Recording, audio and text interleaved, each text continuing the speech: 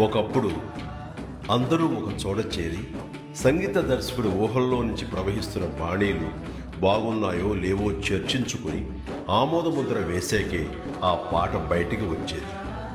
మరుగున పడిన ఆ ఆనవాయితీని గుర్తు చేస్తూ మళ్ళీ మా కీరవాణి గారు విశ్వంభర కోసం పాటల్ని కంపోజ్ చేసే ప్రక్రియ మా ఇంట్లో ఏర్పాటు చేసుకున్నారు.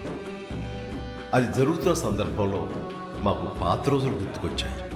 ఆపద్బాంధవుడు మ్యూజిక్ కంపోజ్ చేసే సందర్భాన్ని గుర్తు చేసుకుంటూ ఆనాటి ఆ మధుర గీతాన్ని ఆయన ఆలపిస్తుంటే మనసు తీయని అనుభూతికి లోనైంది. దాన్ని మీతో ఇలా పంచుకోవాలని మీ ముందుంచుతున్నాను. Please enjoy.